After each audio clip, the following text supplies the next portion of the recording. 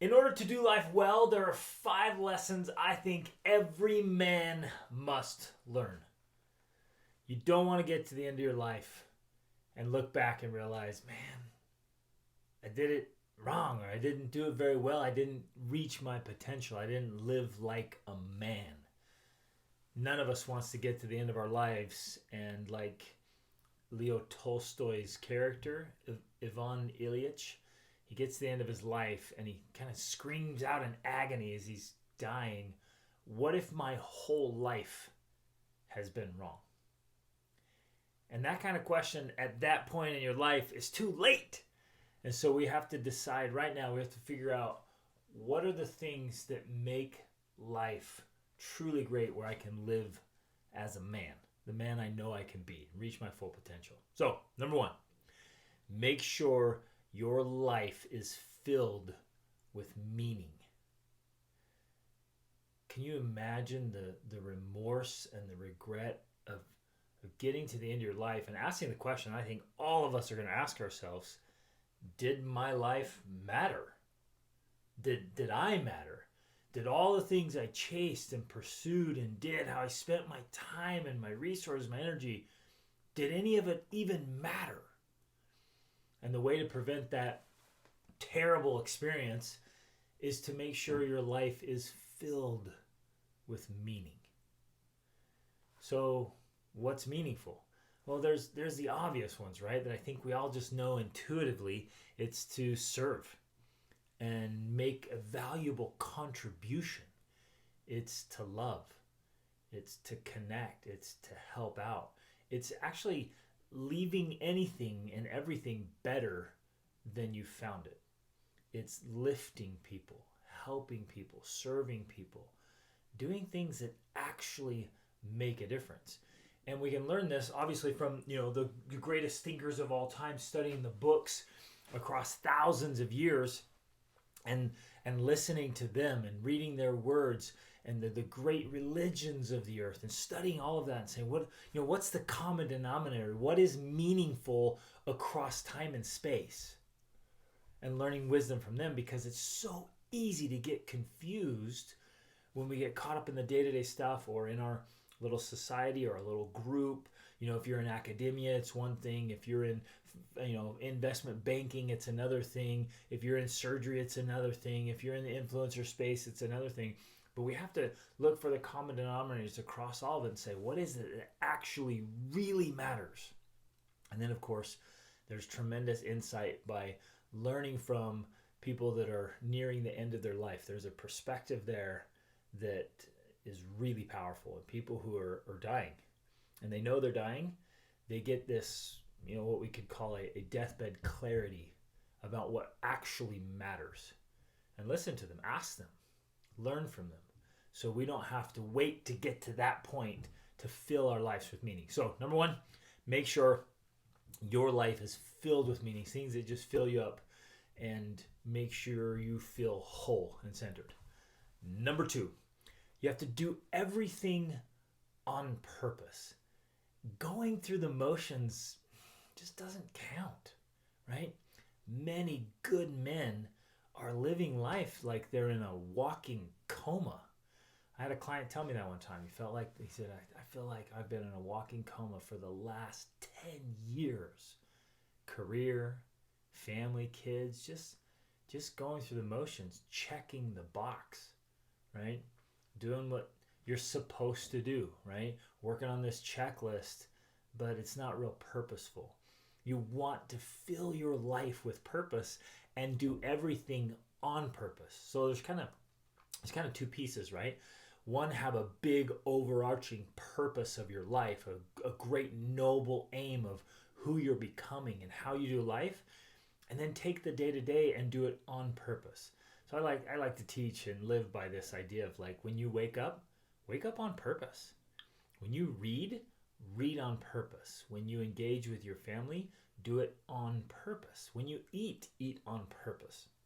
Right? Everything has a purpose. Otherwise, again, you're just kind of spinning and going through the motions, and you can go through, you can check the boxes, right?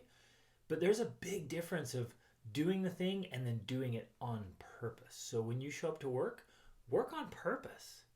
When you go play, play on purpose. Do everything you do on purpose. It's a subtle but significant difference, and you will feel it when you do everything you do on purpose, right? Because it prevents you from just drifting and coasting. The only way you can coast is down. Nobody ever coasted to the top, right? So have this aim and this target and chase greatness. Get up every day and live each day on purpose. Whoa, that one's big. Next, lesson number 3 is to live an exciting and adventurous life. I want to tell you a quick story. I was out traveling with my family, and I met this older couple, and I told them about our travels. And at the time, we were making this massive road trip all through North America and Central America. And I told them about this adventure, and this lady, they were in their early 80s, and she was so sweet, and she just came up and right in my face, and she was like, "You do it. Young man, you do it. You go do that. Go have the adventure." And I was like, "Whoa, yes." I'm like, tell me why this is so meaningful to you. I could tell she was really emotional, intense about it. I'm like, tell me why this is so, I can tell it's so important to you. And she told me her life story, that how her husband was working out in this mine, and he was a foreman out there, and they were working, and every year they promised their kids they were going to do something special that year, right? Oh, this year we're going to do it. We're going to take this great trip. We're going to have this big adventure. And they kept promising them that year after year. And then the tears started to flow.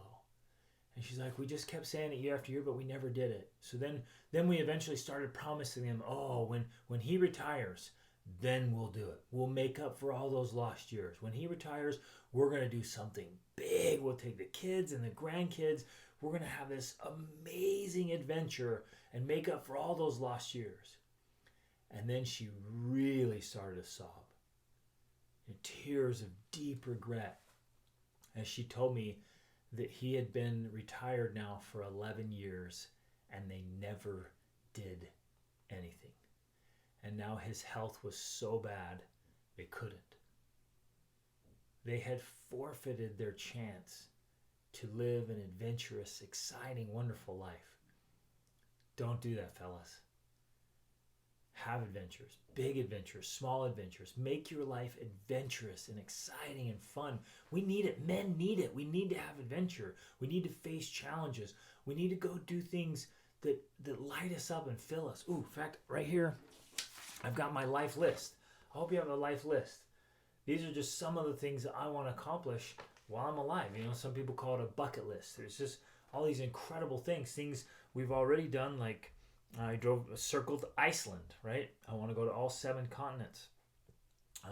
We watched the monarch migration and the Aurora Borealis, and went to the Eiffel Tower. I'm studying Krav Maga. I want to read the complete works of William Shakespeare. I mean, just on and on and on. You're all over the place, right? I want to mountain bike the Camino de Muerte, and my wife and I, we want to walk the Camino de Santiago and go climb Cotopaxi, which I didn't mark that off because I did. I went and climbed Cotopaxi. But just, you know, make this list of things that light you up and fill you, so your life is adventurous and you're living in an incredible life story instead of just a humdrum existence. What are you going to do? What are you going to do this month, this quarter, this year to make sure you are living an adventurous life? All right, number 4 is to be dangerous. Now, that's not dangerous as in like the guy who's robbing and stealing and mugging and taking advantage of people and being that kind of dangerous. It's not that. It's the exact opposite, actually.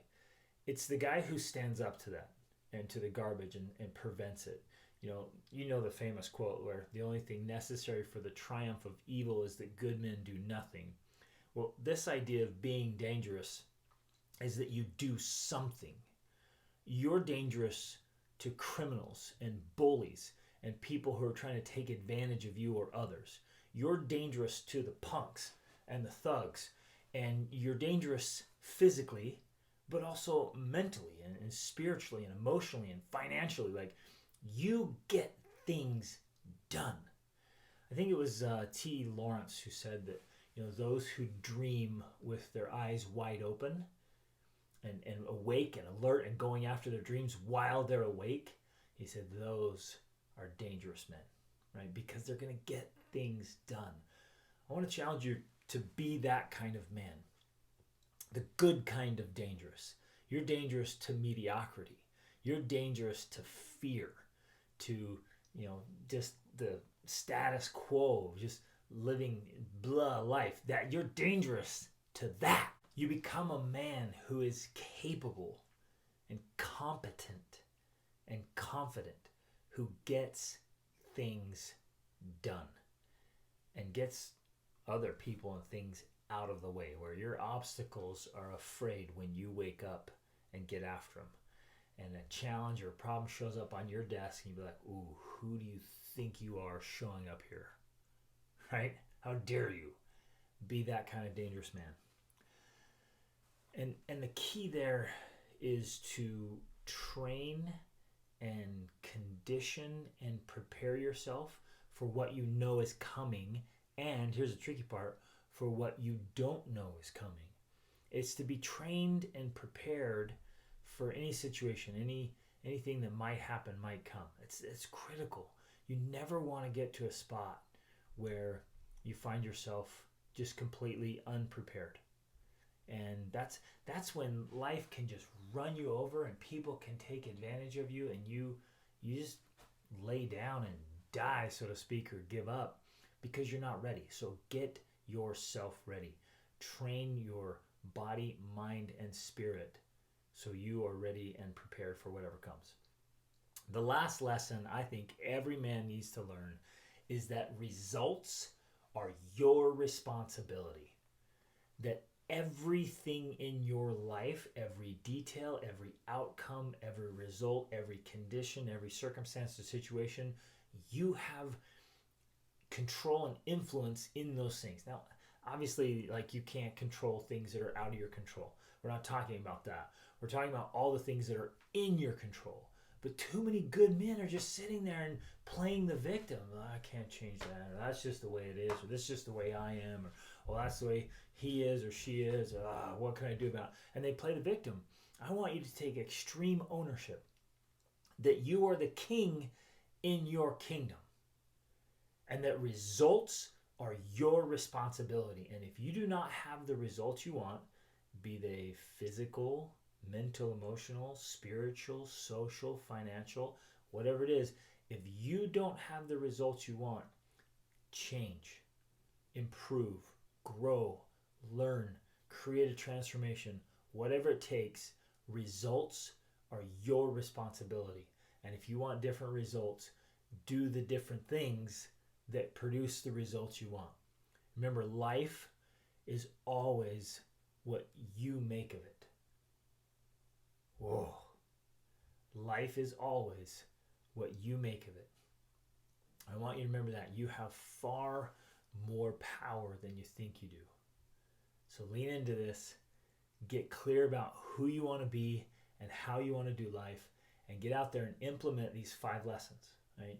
Put these to practice in your life. Journal about them. Write about them. Put them into your calendar, your schedule. Like, make this a part of who you are and how you do life, and be the man.